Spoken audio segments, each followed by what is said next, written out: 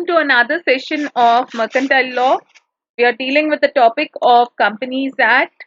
Till the last topic, I have taught you about Memorandum of Association. Today, we'll be talking about Doctrine of Ultra Vires. First, let's know the meaning as to what is meant by doctrine. I want you to highlight it and write it down. You might have heard about various doctrines, but exactly what is the meaning of doctrine? Doctrine means a set of rules, a set of regulations based on which usually previously it was a kind of religious kind of rules framed in a particular religious book. They were called as doctrines. They were not supposed to go beyond these set of rules. But slowly the term doctrine had been widely accepted in law and uh, other subjects as well. So doctrine means, as of now, remember there are set of rules which have to be followed. So what are those set of rules available to ultra vires? What do you mean by the word ultra vires? See, ultra vires is a Latin word. So ultra vires means something which is beyond their powers. Ultra vires means what? Something which is beyond. Beyond means over and above their powers. Where do you get this particular word over and above or beyond their powers? Usually, as I have discussed in Memorandum of Association, all the details are given in memorandum. And as I told you, if they act, let's say authorized capital is 5 crore rupees, but if the company goes out and makes an invitation for subscription of capital for more than 5 crore rupees, then that act is called as ultra vires. Ultra vires. By see, authorized capital they have kept as 5 crores, but in case if they have subscribed over and above 5 crores, then it is ultra vires. So, which is like legally they are not supposed to subscribe for capital over and above 5 crores. But now they have subscribed for capital which is over and above 5 crores. Then obviously, what about that 1 crore additional capital? Usually that is not recognized and shareholders might suffer a loss. Why? They are not eligible for dividend. In such case, the company is liable for being punished by court of law. Okay. See, 1 crore rupees, let's say some general public without verifying they have subscribed for shares, and but later on they got to know that 1 crore rupees, the additional 1 crore cannot be subscribed, cannot be issued by the company. Why? Because the company's maximum capital limit is 5 crores as per memorandum of association. In that situation, what will happen? Obviously, the company has to, in case of these shareholders put up a case against the company in court of law, then the company has to pay them back this 1 crore along with the damages. Now let us see. Here he has given the meaning of the term ultra vires is beyond their powers. Usually this particular doctrine extends to legal powers of the doers. Ultra vires is applicable only to those acts done in excess of legal powers. Okay, something legally, in case if they have done over and above their powers, then it is called as ultra vires. Like let's say somebody is studying medicine. Even though they are studying medicine, unless and until they get a license to practice or operate, they are not supposed to do it. But in case if a doctor or if a medico is a person who is still studying, who performs an operation, he will automatically be deemed to have conducted an act ultra vires and he is liable for imprisonment. Okay. So it's a fundamental rule that the company law, that the objects of the company as stated, yeah, I want you to underline this. It is a fundamental rule of a company law that the objects of a company as stated in its memorandum can be departed from only to the extent permitted by the act. Either not thus far no further means what? Only to that extent, not any more, neither any more nor any less. In case if any particular act had been done which travels beyond the powers of the company, not only the directors but also of the company, is wholly void. Void is not recognized and inoperative in law and is therefore not binding on the company. Definitely, it is not binding on the company, but the aggrieved party can file a suit on the company. On this account, as I told you, a company can be restrained from employing its fund for purposes other than those sanctioned by the memorandum. Likewise, it can be restrained. Why do all these rules come? These rules come so that the money is not diversified or money is not diverted to any other wrong thing. Like in case if the company was open for purpose of doing business in textiles, but people have collected the share money and these money collected via subscription of shares is invested in gambling, then that is called as ultra vires and all these people can be punished. Even though it is not binding on the company, they have to face imprisonment. Okay. So why do you have this doctrine of ultra vires? So that the company is restrained. Here it means the company can be restrained from carrying on a trade different from the one it is authorized to carry on. I wanted to underline this one in red. Ultra vires means over and above its powers or beyond its powers. Okay, and why? Because that's why the general public, while investing in shares of a company, they have to clearly read the offer document, the prospectus, as well as the memorandum. And memorandum definitely is a public document and it is open to public inspection. Okay, yeah. So let's discuss with the example. Like, let's say if you have supplied goods or performed service on such contract or lent money, you cannot obtain payment or recover the money lent on. But if the money advanced to the company has not been expended or that is expended, the lender may stop the company from parting with it by means of injunction. Injunction means special order by court to stop something. This is because the company does not become the owner of the money, which is ultra vires the company. Why? Because the company had gone beyond the powers. As the lender remains the owner, he can take back the property in specie, mane as it is. If the ultra vires loan has been utilized in meeting lawful debt of the company, then the lender steps into the shoes of debtor paid off and consequently he would be entitled to recover his loan to that extent from the company. What do you mean by that? A person has supplied goods, okay, and let us say this goods a person has supplied goods or performed certain service or a contract, then let's say it is ultra vires the company. See, the company is dealing with the same example textiles, but the company had bought chocolates with the money. In such case, let us say he is the creditor. Now the person who sold chocolates to the company. Now can company pay the amount to this chocolate seller? No. Why? Because it has acted in an ultra vires way. That's what it means to say. Madam, you just told us that the respective person will be punished. Yes, he will be punished, which is not discussed over here. The respective directors who have taken this decision will be definitely punished. So, in case if a creditor has supplied goods or had performed any service, then which is ultra vires to the company. The company is only supposed to deal in textiles, but they have supplied chocolates. Now, these creditors cannot have a proper case in court of law. Why?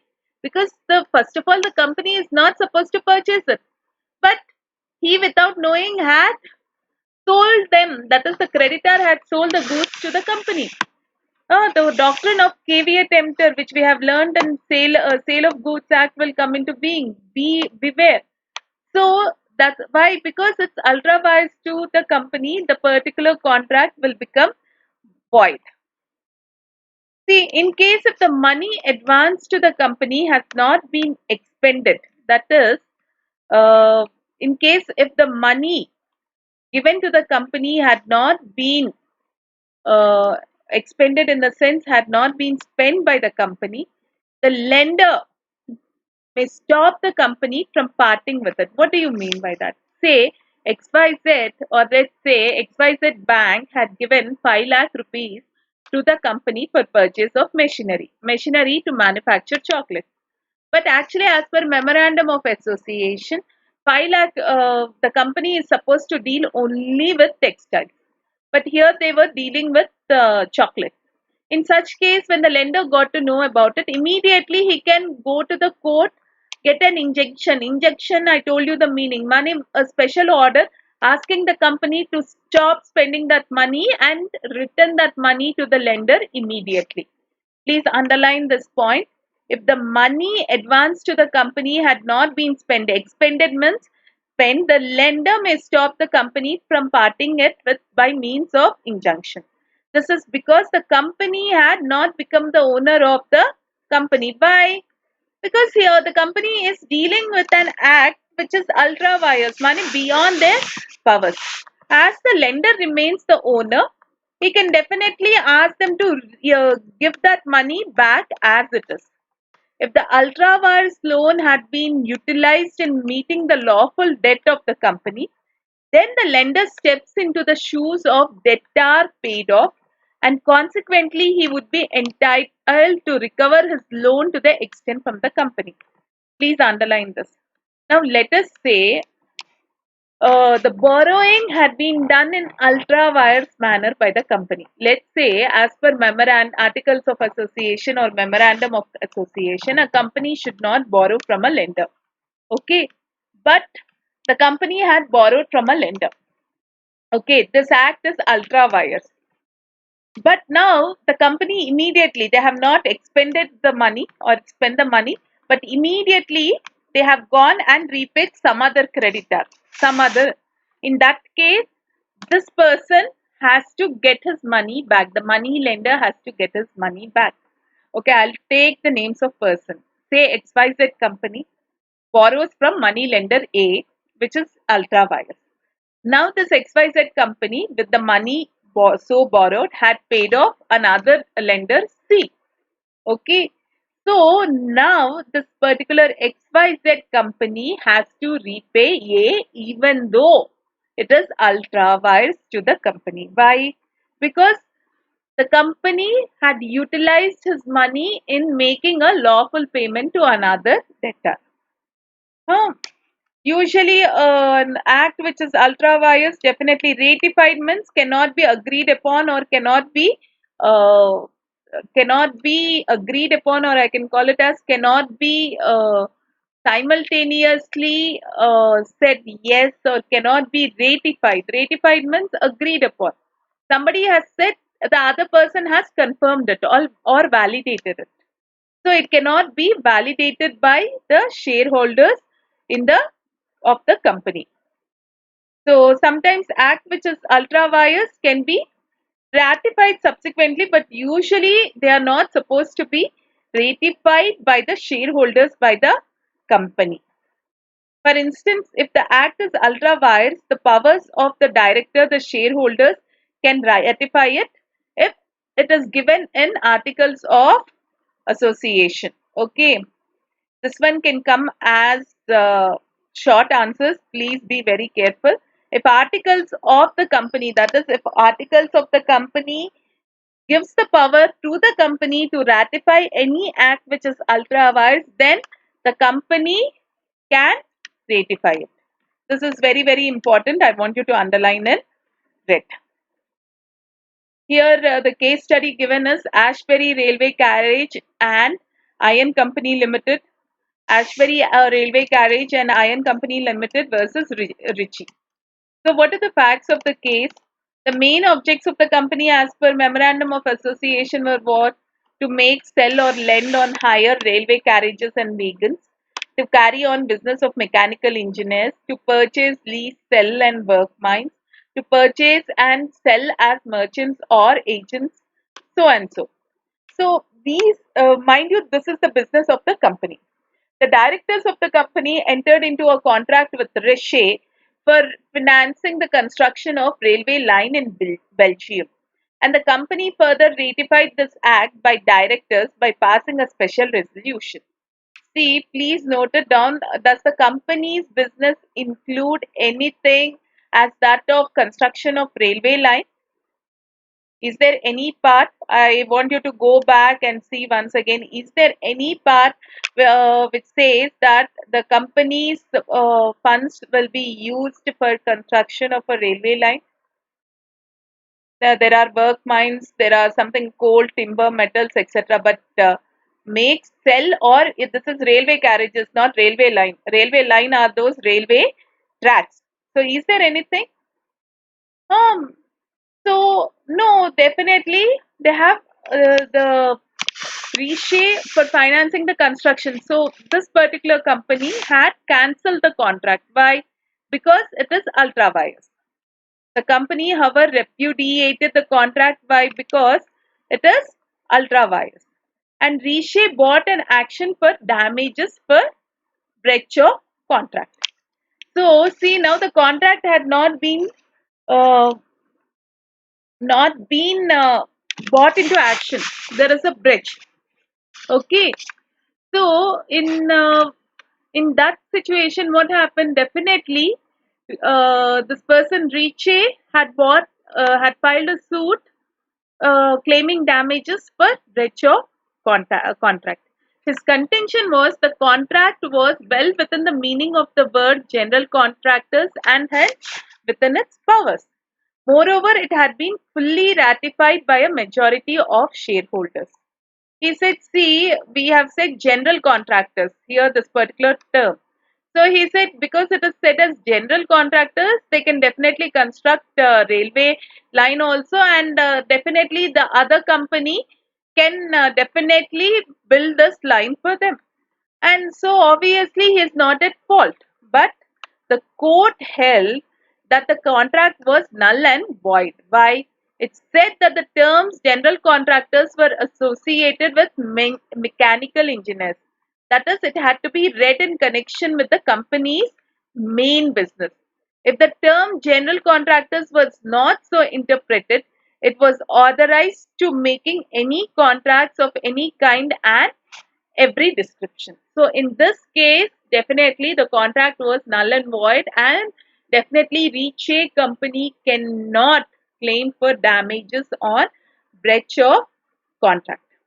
Hope I'm clear with this example. Then let us just go through or summarize the points with regard to ultra vires doctrine. So, ultra vires means what? When an act is performed which, though legal in itself, is not authorized by. Here I'm underlining the main points by which you can remember them easily. Not authorized by the object clause of memorandum.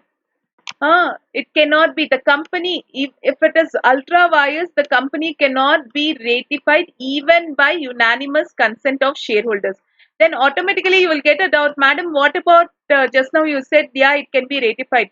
It can be ratified provided that particular provision is given in articles of association. Hope I am clear. Ultra vires the directors, but intra vires the company can be ratified. This is another point which I haven't specified. An act which is ultra vires the directors, money the directors cannot do, but the company can do. If the company can do means it has to be done only after obtaining a special resolution. Then in such situations it can be ratified by the members of the company. What do you mean by that? See, in case of any business, let's say purchase of machinery should be made only after obtaining special resolution in general meeting. That is an act which is intra vires. Money, it is not beyond the powers of the company. The company is authorized to do so. Directors alone cannot make a decision to purchase the machinery. But in one certain case, what happened? The directors themselves bought the machinery. Money, they have acted ultra wires beyond their powers. In that situation, in case if they call up a general meeting later and obtain the permission, obtain a special resolution from all shareholders, then definitely it can be ratified. If an act is ultra vires the articles, it can be ratified by altering the articles by a special resolution at a general meeting. If the act is an ultra vires the articles, it can be ratified by altering the articles by a special resolution at a general meeting. Oh, see, usually sometimes the disadvantage. Okay, the biggest problem with this doctrine is uh, actually this doctrine was included to protect the rights of the shareholders. But sometimes it prevents the company from changing its activities. Sometimes the company legally itself want to diversify itself, but because of this doctrine the company is usually forced to be in one place itself. So the doctrine of ultra wires usually has been defeated, but don't worry, nowadays in while drafting this memorandum of association, usually companies include all kinds of businesses. That itself will take one page.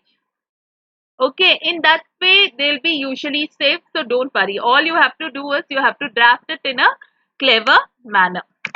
Now let us go to the next topic, which talks about articles of association. As I have already explained to you, articles of association is the rule book of the company. It's a rule book of the company which states its rules and regulations that are managed, that are used or framed to manage its internal affairs. Difference between memorandum and articles. Memorandum of association deals with the fundamental concepts like name of the company, objective of the company, address, and all those. What does a company is given? How a company should be managed will be given in articles of association. It's a rule book, like for example, how many in case if they are planning to issue shares, when which date they are supposed to issue, what is the procedure they are supposed to issue shares in, whose permissions have to be obtained, how should the calls be made in a share, and in case if there are calls in arrears, how do they go about, how do they raise money, how do they raise money with the help of a banker, and so on, all the details. It'll be more than 50 to 60 pages. In simple terms, it can be called as the law book of a company. Okay. Usually, the articles of a company are its rules and regulations. I want you to underline the first sentence of it. Yeah. Which consists directions as to how it has to manage its internal affairs. So here the case study which has been quoted is Guinness versus Land Corporation of Ireland. The case had not been explained, but we have a different case wherein what are the functions of articles have been given in Ashbury Carriage Company versus Reshace. The articles play, you can just go through this particular part of definition. Articles play a part subsidiary to memorandum of association. Money, they are one step lower than memorandum, but nevertheless less important. They are very important. As they accept the memorandum as the charter of incorporation, and so accepting it, the articles proceed to define the duties, the rights and powers of the governing body as between themselves and the company, and the mode and form in which the business of the company is to be carried on, and the mode and the form in which the changes in internal regulation of the company may from time to time be made. So, in simple sense, it's a law book. It consists of duties, rights, powers of the governing body, rights and powers of the shares. See, this definition is not it's not complete. There are more inclusions in it. See, the document containing the articles of association of the company is a business document. Hence, it has to be construed strictly. It regulates the domestic management of company and creates certain rights and obligation between members of the company. So, articles of association are definitely, in fact, what bylaws of the company. according to which directors and other officers are required to perform their functions as regards the management of the company. Company, its accounts and audit. So before doing an audit, definitely the auditor should, I'll mark this in yellow and this one in red. It can be not taken as lightly. It is important, therefore, that the auditor should study them, and while doing so, he should note the provisions therein in respect of the relevant matters. So, what does the Section 5 of the Companies Act seek to provide? The contents and model of articles of association. So, what does it contain? This one happens to be, I want you to mark the main subheadings and I'll be explaining them in brief. So definitely it contains regulations related to what? Management. How should the management operate? Mind you, board of directors are different and management is different. Management is different. Management presents the facts of the company to board of directors, and the board of directors finally they'll be in a position to take the decision. The articles of the company shall contain regulations for management of the company. Then we have inclusion of matters. Inclusion of matters, like it can be anything like raising of money from public, or it can be like starting up a subsidiary company and so on. Those matters will be included. Money special matters will be included over here. I'm just highlighting the main points here. They are already given in bold, but I'm still highlighting them so that it'll be easier for you to understand. Inclusion of matters. Then provisions for entrenchment. What do you mean by entrenchment? Entrenchment is to protect something, especially during dismissal, or in case if any particular, God forbid, any particular staff meets with an accident or so, like how will the company deal upon it? Like in case of a particular staff, God forbid, had been diagnosed with an horrible disease, then what are the provisions of the company to pay him certain compensation or so on? So that is the provisions with regard to entrenchment. So please, I want you to again memorize the parts. First thing, regulations. Regulations for what? Management. Management of the company. Then it has certain additional matters, such as it can be anything ranging from other business or starting of a subsidiary company or so on. And then it will be containing provisions for entrenchment. I'm unable to highlight it. Please kindly highlight it. Okay, the next 3 points. Manner of inclusion of entrenchment provision. See, usually this entrenchment provision shall only be made either on formation of the company or by an amendment in the articles. Amendment will happen in case if there was no provision given initially. Okay, in such case, usually entrenchment shall be made. How will this entrenchment be made will also be given in the articles of association. Then notice to the registrar of the entrenchment provision. Once there's a provision of such cases, a notice shall be given to the registrar. There are 3 points with regard to entrenchment. I want you to underline all these 3 points. That is, first and foremost, the articles of association consists of provisions with regard to entrenchment. Then it regards provisions with regard to inclusion of entrenchment. Then, in case of inclusion of these provisions for entrenchment, then definitely a notice has to be given to registrar. When usually when it has been, these provisions have been made after altering the articles of association. Hope I am clear with it. Then comes the forms of articles. Forms here, just like chapters, will be having A, B, C, D. The tables would be given. A, B, C, D tables were given for, if you remember, it was memorandum of association. Tables F, G, H, I, J will be given for articles forms. I want you to underline this whole line. So articles forms will be given for tables like F, G, H and I. And the next one is, a company may adopt all or any regulations contained in model articles applicable to such company.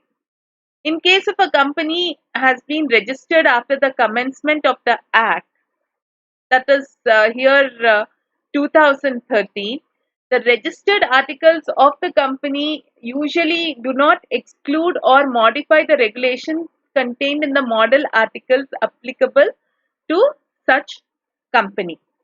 What do you mean by model articles? The 7 point I have just read it first. What do you mean by model articles? Model is the formatted articles of association version usually followed by all companies. Okay, usually the formatted version given by all companies. In case of any company which is registered after commencement of this act, uh, so far registered does not exclude or modify the regulations contained.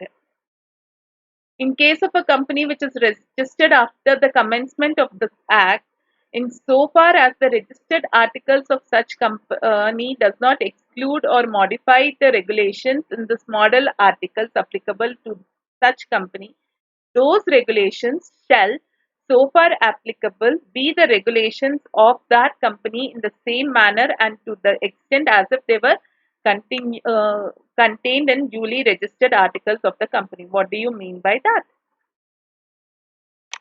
See, usually sometimes what happens is people don't draft means write their own articles of association. Whatever format had been given down or laid down in these specific tables, they take upon these specific formats and then only they say this is our articles of association. In that situation, they are supposed to strictly follow only that articles of association. They cannot make further changes in it. Why do you want to say that, madam? In the sense is sometimes there might be certain circumstances wherein the company has to behave in a fact or an area which is something not in line with the articles of association. In that situation, the company should not change. The company should follow the articles of association which it had, I mean to say, which it had adopted. That is the formatted version. In case if the formatted version of articles of association was adopted by the company, then the company has to follow that only.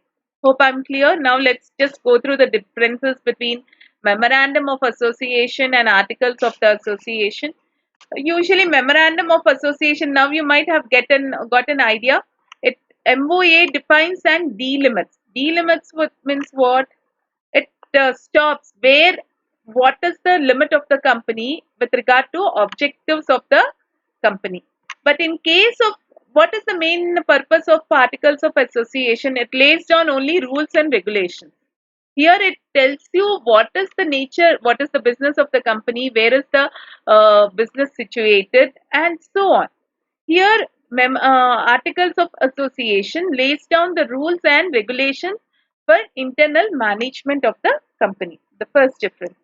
And relationship, definitely memorandum of association, the company and outside world. Whereas articles, the management within the company. Relationship of the company with the outside world. But here, in case of articles of association, relation between the company and its members. With regard to articles, memorandum of association, definitely it can be altered in certain circumstances and in the manner provided by the act, and definitely tribunal permission is required. Alteration of memorandum is bit clumsy. Why? Because first thing, it can be altered only under certain circumstances. Not in all circumstances can be altered. But before altering, what is it supposed to do? Only with manner provided in the act, and in most of the cases they need to get permission from the regional director or tribunal. In most of the cases they have to obtain permission from regional director or tribunal. But in case of articles, definitely they can be simply altered by passing a special resolution. Coming to the concept of ultra vires, which we have just explained, acts done by the company beyond the scope of memorandum are ultra vires and void. They cannot be ratified even by unanimous consent of shareholders. But these acts, if it is provided in the articles, then it can be ratified. The same point which we have just discussed. See, usually acts done by the company which are beyond their powers are usually void, null and void. But in case if it is provided in the articles of association as to how to make these acts as legal, then they can be ratified. That's what this particular point tells you. Then we'll talk about doctrine of indoor management, wherein we'll be discussing about doctrine of constructive notice and doctrine of constructive notice and what is doctrine of indoor management or doctrine of constructive notice or indoor management. So, what is doctrine of constructive notice? See, usually any person can inspect by electronic means any document kept by the registrar. What do you mean by that? It means that for incorporation of a company, we have noted down that MOA and AOA along with other forms have to be filed with registrar of companies. Then only certificate of incorporation will be issued by the registrar. Okay.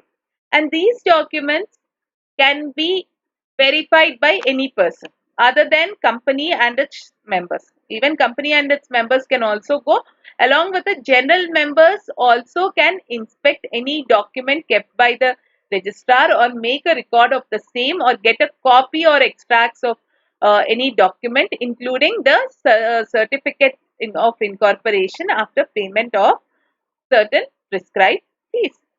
That means everybody has an access to the main incorporation documents like uh, memorandum of association and articles of association. So we can safely call these memorandum of association and articles of association as public documents and they are available for inspection to any person on payment of nominal fee. So what we assume is any person who wants to invest in a company or it is anyone who wants to do business with the company, it is the duty of such person to verify all these documents, public documents held by the registrar before he goes for doing business. Why? So that he is safeguarded so that he can verify whether there are any acts which are ultra vires or whether there are any problems with the company and so on. So it is therefore the duty of every person dealing with the company to inspect its documents and make sure that his contract is in conformity with their provision. Hmm. So this kind of implied notice is called as constructive notice. Okay, whether a person reads them or not, it will be assumed that he knows the contents of the documents. See, whenever a person is dealing with a company, even he too will be given a particular responsibility. Like, say, sometimes a company, as we were discussing the previous cases, let's say a person had sold goods to a company which is ultra wire. So even the seller will automatically be asked as to why he hadn't taken a reasonable care and due diligence of reading these documents. What are they? MOA and AOA before doing business with the company so as to understand whether they are ultra wires or not. This is called as what? Constructive notice. Even if he doesn't read, he can't say, sorry, I didn't read MOA. The court will ask him that, see, sir, once when we have given these documents for public, you ought to read them. Why didn't you read? So that is called as constructive notice. Constructive notice means whether a person reads the document or not, he is presumed to have knowledge of the contents of the document. He is not only presumed to have read the documents but also have understood them. So here, this is one main point. Constructive notice means what? Any person dealing with the company, we assume or presume that he has already read the public documents of the company. The person who is dealing with the company has read the public documents of the company in true perspective. Okay, that is called as what? Constructive company. So every person dealing with a company not only has the constructive notice of the memorandum and articles, but also of other related documents such as special resolution, which are required to be registered with the registrar of the company. We'll be learning as to what are the subsequent notices to be filed with the registrar subsequently. But as of now, please understand that every person dealing with the company, usually he not only has the constructive notice of the memorandum. Constructive notice means what?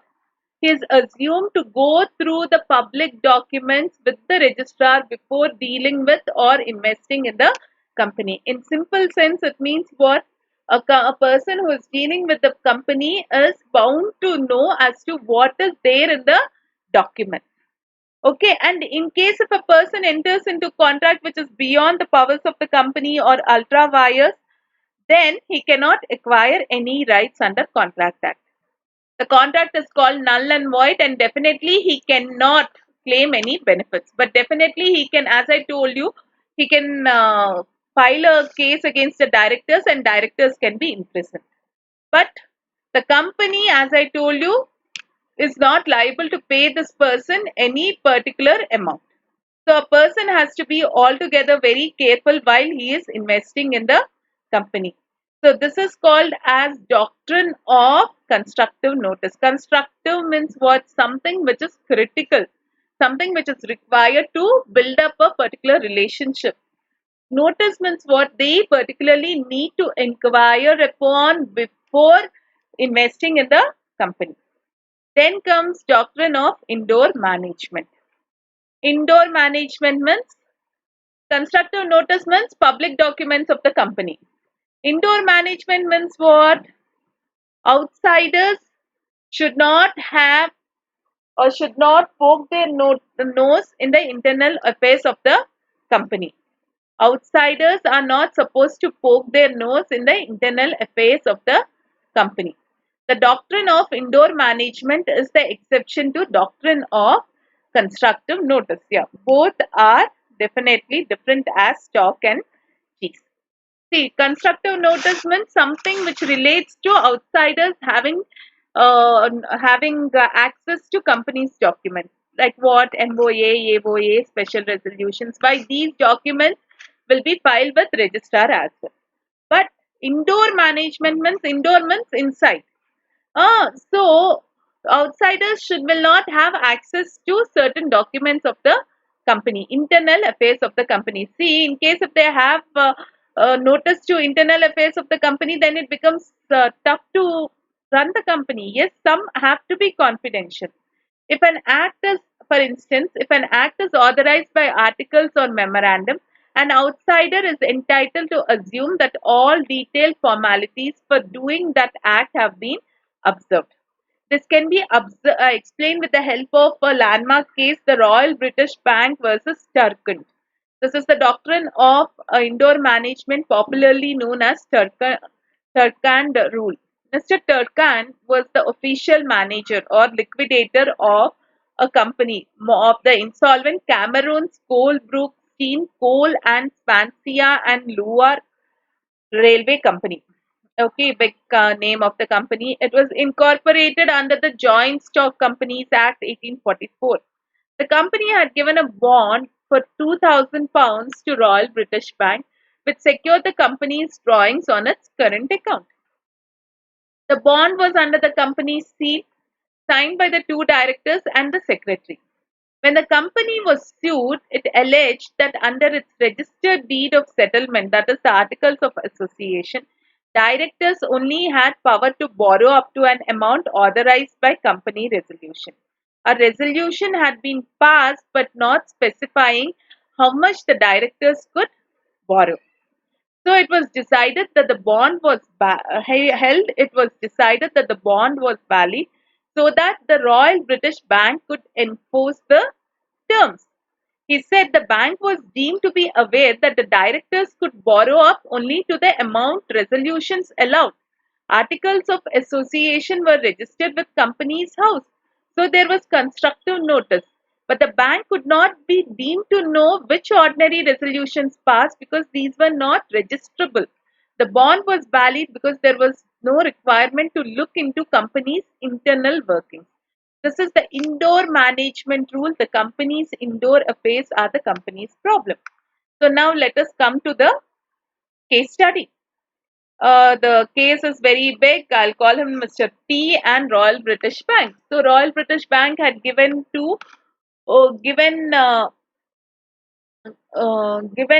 loan to one company, let's say C, that is Cameroon's blah blah blah company. Yeah.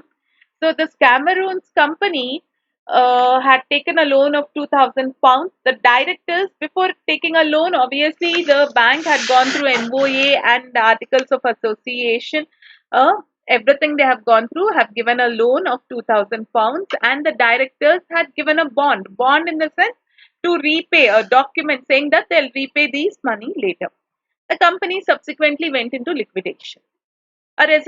Before taking a loan, a resolution was passed, and this resolution, the bank people have verified it from the registrar. Okay, hope you're clear till here. Now the company went into liquidation. Now the liquidators said, see, the company the directors had borrowed on behalf of the company after passing a resolution. Okay, but the resolution have not said how much is to be borrowed. Okay, and directors could borrow only some particular amount. There is a limit to it, but these people have borrowed over and above that particular amount. So now the bond does not hold good. Now the court said, sir, okay, fine. The Royal British Bank, first thing, did they follow the doctrine of constructive notice? Yes, because they have verified the MOA. They have also had an special resolution stating that directors of the company can borrow. So till there, whatever documents they have to verify as per the doctrine of constructive notice, they have verified.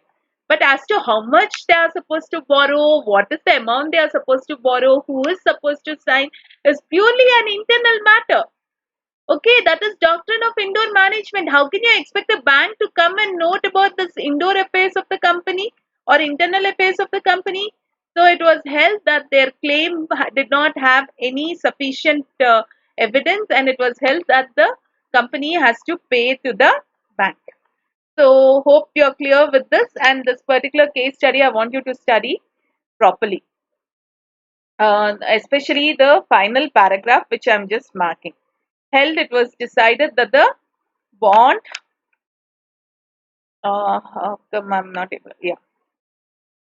So this whole paragraph is important. Then let us talk exceptions with regard to doctrine of indoor management. So actual or actual or constructive knowledge of irregularity.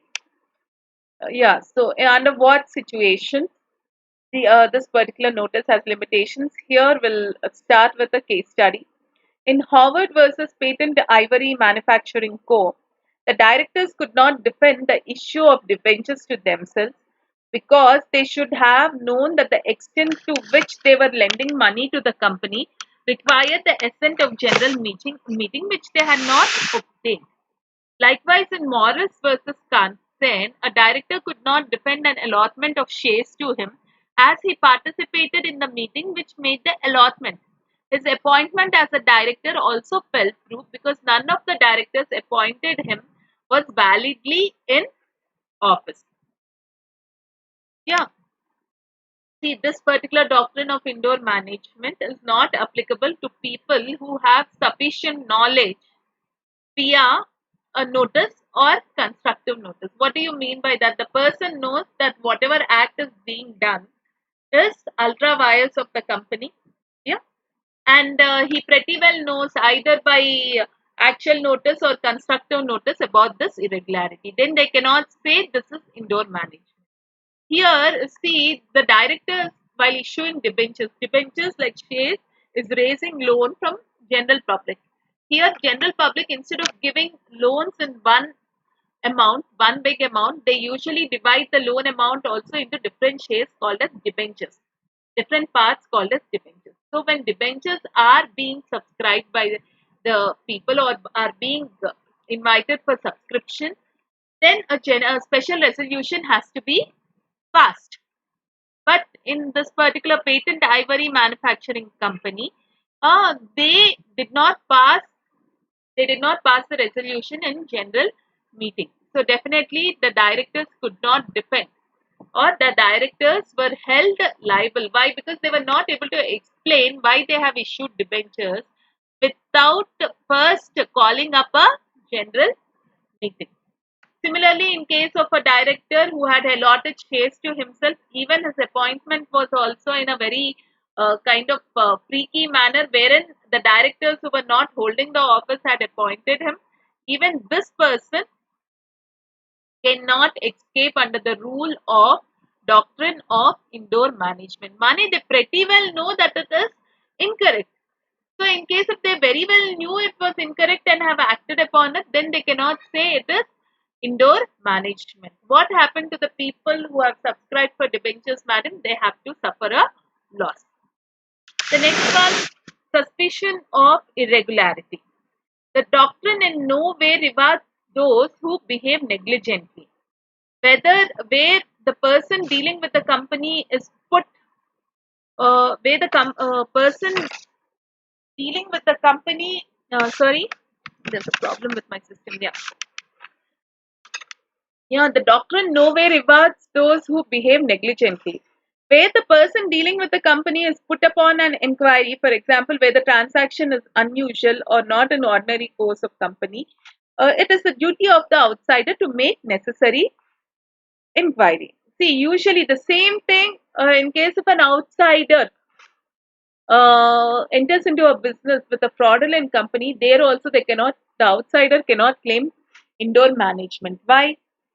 In case if it is reflecting, let's say the company had committed a fraud and all the accounts of the company have been frozen by the government, but still the outsider goes and supplies the company with certain stock and asks for payment, then obviously this payment need not be made. Why? Because even though there was certain constructive notice or an implied notice, the outsider had behaved with immense negligence. In that case also the outsider has to suffer a loss. So the protection of Turkin rule is not available where the circumstances surrounding the contract are suspicious and therefore invite inquiry. Suspicion should arise, for example, from the fact that an officer is purporting means the meaning of purporting means supporting, to act in a manner which is apparently outside the scope of his authority. For example, in the case of Anand Bihari Lal versus Dinsha and Co., the plaintiff accepted a transfer of company's property from its accountant. Okay, the transfer was held void. How do you think it is possible? The plaintiff could not have supposed in absence of power of attorney that the accountant had authority to effect the transfer of company's property. What do you mean by that? See, when there are certain suspicious circumstances and a person acts in that case also, then also he cannot take protection and under doctrine of indoor management. He is supposed to bear the loss. Plaintiff, as I told you, means the person who had filed a case. The person had filed a case against the company. Why? Because see, the person who had filed a case against Dinsha and Co. is an accountant. Dinsha and Co. had transferred property from its accountant. The transfer is held void by because there is a problem with Dinsha and Co. and this accountant cannot just accept this particular transfer. The plaintiff accepted a transfer of a company's property from its accountant. See, an accountant is there. Do you think an accountant can transfer the property of the company? No. Only the directors can transfer the property of the company, and that too after passing special resolution. But here, without even knowing the rules of the company, this particular person had purchased the property of the company from that accountant. How can an accountant sell property of the company? He is no way the owner of the company. To sell a property of a company, a special resolution has to be passed by board of directors after obtaining consent from all the shareholders. Then only they can sell.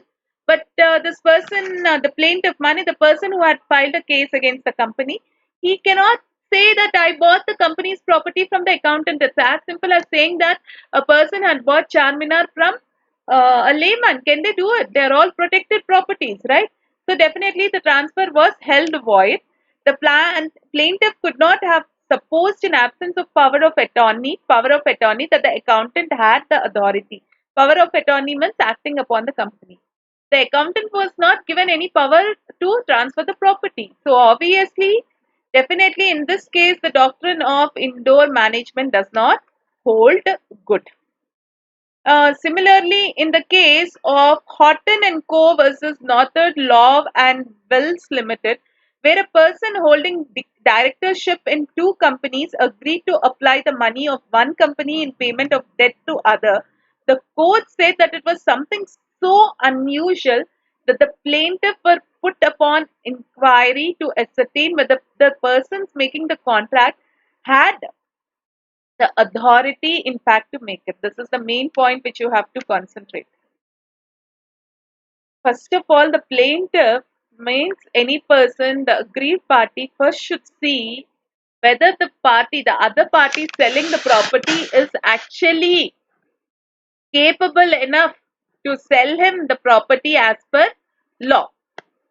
One person, what happened, there's a director, very cleverly what he had done was he had taken money from, this is what had happened in Sachem and Maita's case also. So what did the director do? He had taken money from one company and paid the debt to other. So obviously the lender should automatically get a doubt. But no, they have accepted the payment. Later what they have done we don't know, but this particular aspect is concerned incorrect. Why? Because he doesn't have any authority. The director has to act upon a resolution made in the board of meeting or in a general resolution by shareholders. In those circumstances, also, this doctrine of indoor management does not hold good. Then comes forgery. Yeah, in case of forgery, also. Forgery means what? Forgery is misappropriating the facts. Let us first read it with, in case if somebody had misappropriated the facts, then also this doctrine of indoor management does not apply. In this case, the plaintiff, money, the person who had filed a case, was the transferee of a share certificate issued under the sale of defendant's company. The company's secretary, who had affixed the seal of the company and forged the signature of two directors, issued the certificate. The plaintiff contended that whether the signature was genuine or forged was a part of internal management and therefore the company should be stopped from denying genuineness of the document. But it was held that the rule was not extended to complete forgery. Okay, let me explain this particular case. So there was a share transfer. Estoppel, I just explained it to you in partnership as well as Sale of Goods Act as well. We have learned estoppel. See, a company is there, shares are there. One person, usually a person has to transfer shares. Party A shares were transferred to Party B, but this was not a genuine transfer. Okay, B was not aware, but the parties A's were, shares were transferred to Party B, and but that the new share certificate had the seal of the company with forged signatures. Forged means somebody else who had signed on behalf of another person. So the signatures of directors were forged. Money, they were cheat. The signatures were, I can call it as forgery. I'm not getting another name. They were in.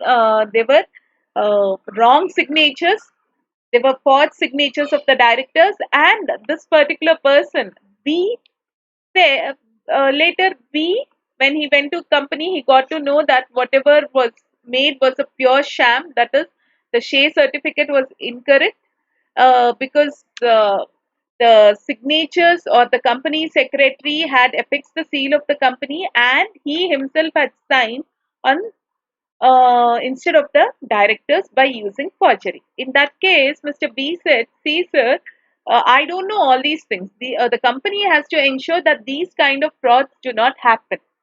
It's now on rule of estoppel. Estoppel means company was very much there, but it was a silent spectator to all these frauds. I want my money back, or I want my damages to be made good. In that case, court said, sorry, sir, as per the act, the doctrine of indoor management does not is not applicable to forgery. You forget about the natural laws. It clearly states in case of forgery, that is, in case of incorrect signatures or incorrect conspiracies, this particular doctrine does not apply. Madam, what about now? Nowadays, it's not that easy because nowadays, usually shares are dealt in depositories. Okay, with this, I complete this lesson. I hope you're quite clear with the topics taught, especially what is a company, what are shares, what are the different kinds of companies, what is the memorandum of association, what is articles of association, what is doctrine of ultra vires, what is doctrine of constructive notice, and what is doctrine of indoor management. Okay. In case of any doubts, please let me know. I want you to religiously go through all the topics and answer all the MCQs as well the answers behind your lesson. In case of any doubts, please let me know and hope you have understood the topics. And from the next session, I'll be talking about limited liability partnership. Thank you all.